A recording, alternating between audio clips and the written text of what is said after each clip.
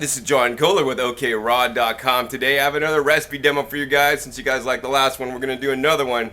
And here's a really cool one. I don't often get to do this recipe, but it's really fun and really delicious. So I encourage everybody to pick their foods fresh that they eat, you know, whether it's from your garden or your friend's garden. So this is Katuk, or here in Florida they call it Katuk, Katuk or Katak or something. But or actually it's a Seropus androgynous, I believe, is the scientific name.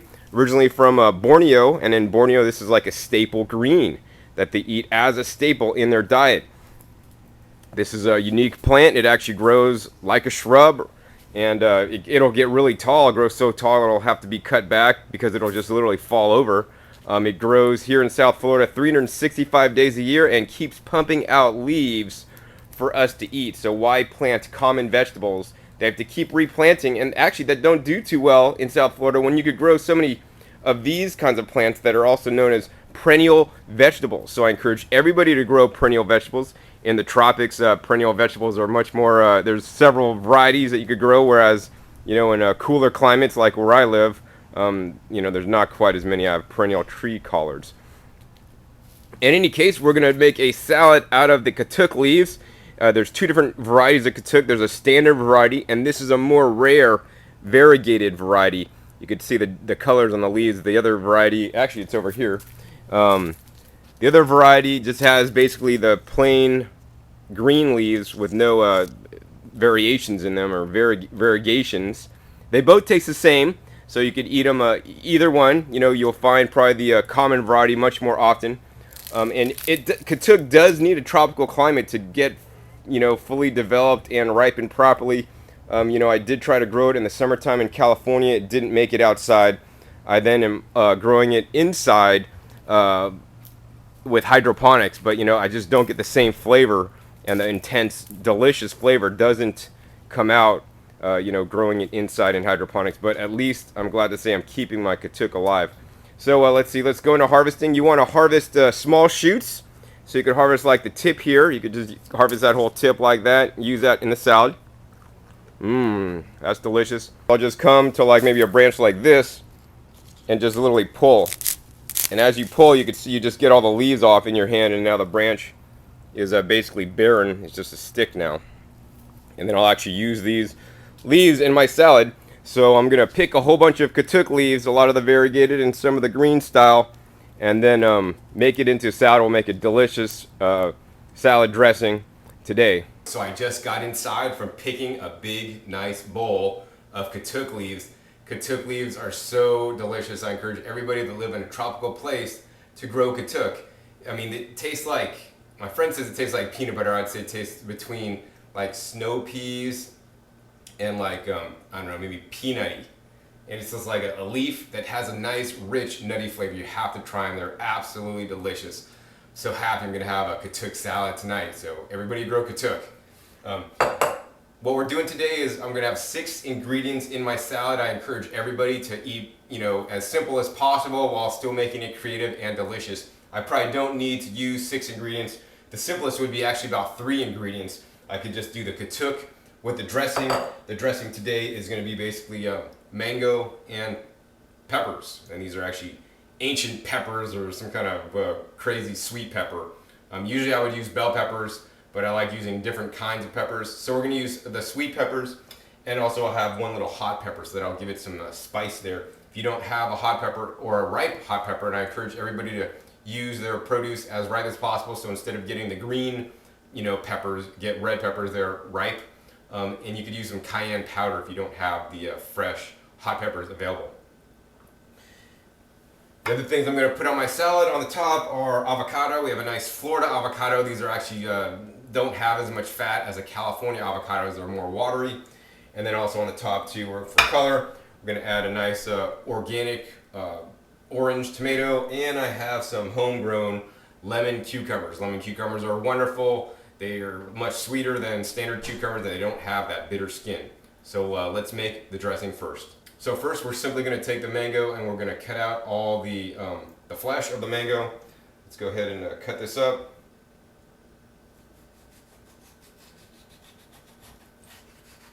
I like to cut both sides off, and you could reveal the pit in the middle.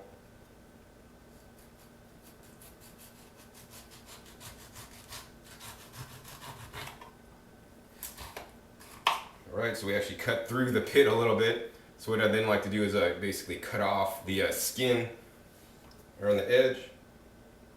And I do want to mention these mangoes are from California. These are California Keat, K-E-I-T-T mangoes, and these are not heat processed. Most mangoes that are, actually all mangoes that are imported, according to APHIS, USDA, needs to be basically hot water treated. And there has been some debate as to whether hot water treated mangoes are really raw or not. I still do like to include those, but the California mangoes are only in season for a limited time right now, probably for maybe about another month. And you could buy them at your local Whole Foods. They are kind of difficult to get in some areas of the country. But by far, these are my favorite mangoes that I get while I'm in the mainland.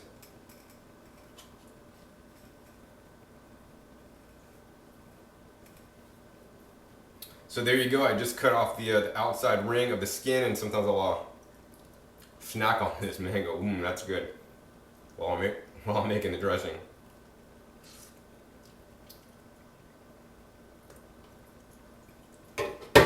Next, we'll take the blender carafe, and I just hold the mango and I just cut off all the flesh.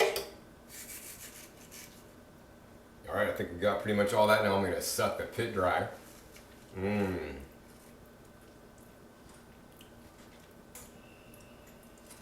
If you've never tried a fresh mango, you gotta try to find the California Keat mangoes once again. They just taste way better than the imported mangoes.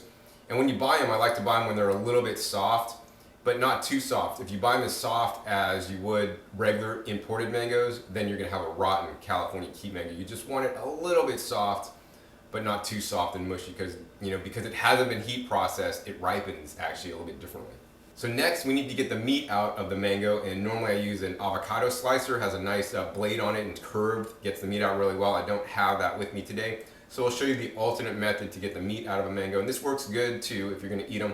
Basically, just take the half and you make a couple cuts vertically.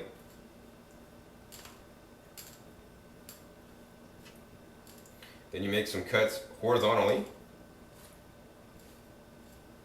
Then you just take it and you flip it inside out like that. So there you go. Now if I was going to eat this, I could eat it really easily, and if you're not going to eat it, you could just take your knife now and cut off all the little parts and get it into your blender carafe here. So we're going to go ahead and do that. Once again, don't let any mango go to waste. I always like to suck off the extra. It's so delicious. Alright, so that's it for the rest of the mango. That was one mango. Now you can, this is a single serving for me. You can double this recipe if you're maybe making more for a family. And I do like my salad greens literally drenched in dressing. Most people will be skimpy on the dressing. I like to put lots of dressing, actually. It's almost like a soup sometimes. My dressing's so much and the leaves are actually so little. And this is a non-fat dressing, so it does not contain any nuts. It just has naturally occurring fats in it. So the next part is we're going to take the sweet peppers and we're going to cut out basically the seeds, is what we basically need to take out of here. All right, there you go, de-seeded. Now I'll just rip it into some pieces. So my normal ratio is 1 bell pepper to 1 mango, or sometimes I do 2 bell peppers to 1 mango. And you can add another mango too if you like lots of dressing. Today I'm using these peppers here, and these peppers don't quite have as much flesh as a nice thick red, yellow, or orange bell pepper. They have a lot more flesh on them, basically. A lot more meaty. That being said, so these ones don't actually have as much flesh, and so I'm actually putting, as I said, a number more, 6 of them today. And let's get rid of the seeds here on this. All right, and cut that up and put it into the blender. The last component of the dressing is a hot pepper. I believe this is maybe a cayenne pepper or some other kind of hot pepper. And what I like to do to see how hot it is, because hot peppers can vary widely in the Scoville units, and that's actually what measures how hot it is. I like to just pinch off the very tip end. And if you get the little tip end and it's really hot, then it's going to be really hot pepper. This one actually tastes like a bell pepper on the very end. So I think we're gonna put the whole thing in. But you need to guide if you like really hot and spicy food or not, and don't use habanero peppers or ghost peppers unless you like things really hot. What I'm gonna do, because it wasn't too hot when I ate the tip, I'm just gonna basically take the knife and we're gonna slice down the middle of it. And the hottest part of the pepper is actually the seeds, so you definitely don't want to put the seeds in there. The second most hottest part of the pepper is the veins, or the little white part, the pith part inside. So I'm going to be very careful to cut the seeds out and that white pith part, so I don't get the hottest part of the pepper, but I'll still get the flavor and a little bit of the hotness from just the pepper itself. So and be very careful when you're cutting pepper, not to touch the pepper white pith part or the seeds and then touch your face. It's gonna burn real bad.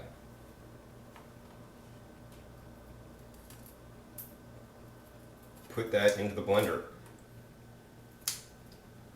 So you actually saw 3 ingredients go into the blender, but I actually only counted as 2 because peppers are peppers, even though one's a hot, one's a sweet. I classify that as the same. So I encourage you, when you're making your own creations in the kitchen, to use as few ingredients as you possibly can, because it's just gonna digest better, and you're gonna get the real flavors of the food instead of masking all the flavors. A lot of people have to use things like salt and extra sweeteners, to make foods taste better, because the quality of the food that they're eating does not taste that good. So if you're getting really high quality food, it's gonna taste better. So like, instead of using imported mangoes, use the California mangoes. Get the peppers as ripe as you possibly can. Even better yet, grow everything yourself. So next, we're just simply gonna blend this up. We're using the Blendtec blender today. I like to push that down a little bit. And you always wanna put the watery things into your blender craft first. It's gonna help it blend. All right, so let's zap it. First, I'm gonna pulse it a couple times to get it blended, and then I'm gonna zip it up to high.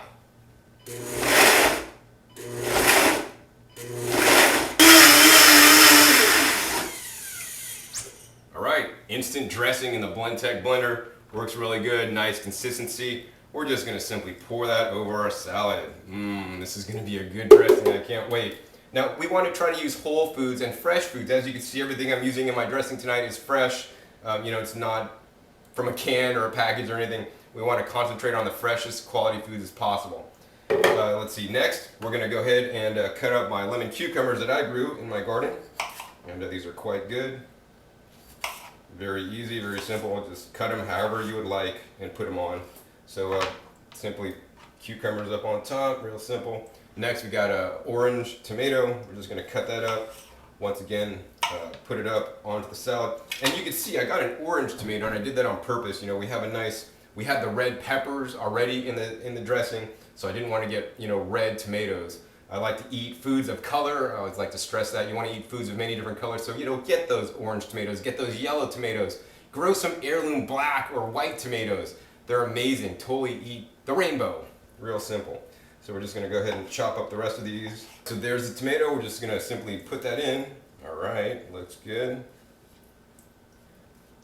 And you know what? We can now stop right here, and this is a great salad to have. This actually has no added fat and actually no nuts at all. The next thing we're gonna add for that fat component, I'm a growing man, need to stay healthy.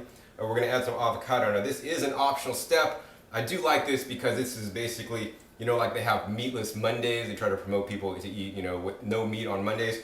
How about nutless Mondays? So let's try to go a day, sometimes without nuts and seeds and just eat an avocado.